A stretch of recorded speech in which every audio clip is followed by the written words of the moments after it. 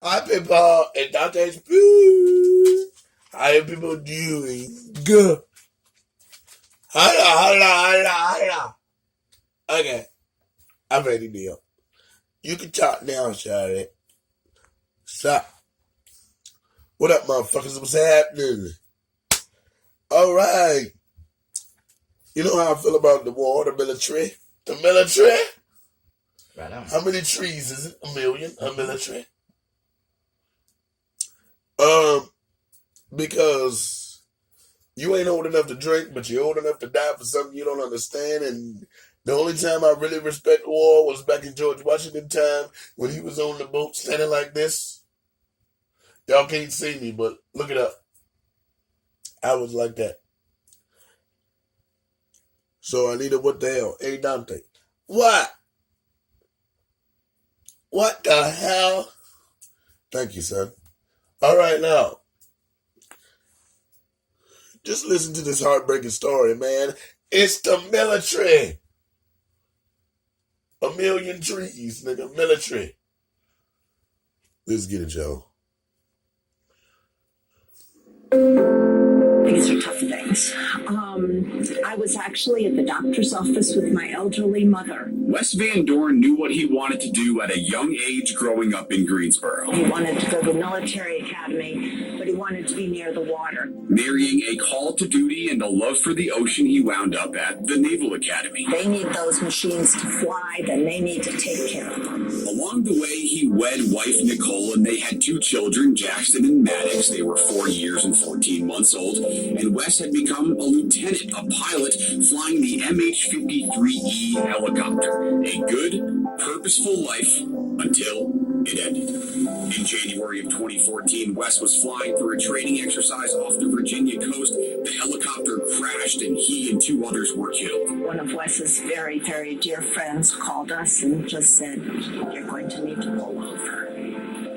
So that's when we found out, and life hasn't been the same since. In addition to his young family, Wes left behind detailed notes, worries, procedural and mechanical, about the aircraft he was flying. He was in charge of maintenance and was trying to share concerns he had, and nothing was changing. Nobody was responding. In her grief, Nicole turned from widow to investigator, continuing Wes's work. It was about 8 months before we found out what had happened with the crash and what had caused it. And what she uncovered were dozens of accidents, all involving the same helicopter. And leadership levels need to be aware that underlings have something significant to say and should be heard. Her story reached a team of reporters who spent years on a mission of their own and put together a timeline beginning in June of 1984, ending in 2018, detailing 58 Class A mishaps, the most serious of military aviation accidents. Through interviews with service members, they dug into what they call the murky inner workings of the American defense establishment. The response that we've had from folks that were in the military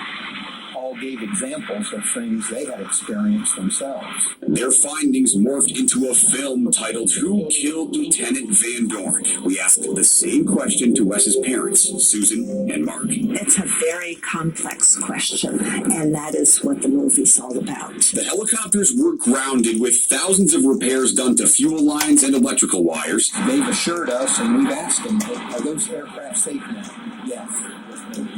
But the Van Dorns are asking for more. A continuance of improvements in maintaining equipment so that they would put their own children on it. As they sit on a bench next to a memorial for Wes at the Woodland Classroom at the Greensboro Arboretum, they're hoping what's more permanent is a legacy of saving lives through his death. What is important to us is that it continues to have a positive impact on leadership and decision making. And that those on the ground and in the air will be listened to by those in offices. That military funds will go less to the showy and more to what's most important. People see the military budget go up and it's like, well, where's the money being spent? That's a different question. That these aircraft used to protect United States citizens will also protect those who took an oath to do the same. A lot of people are getting rich, but a lot of machinery's not getting taken care of. 88 Fortune. that speaks for itself. So, rest in peace, big homie, and hope you didn't die in vain.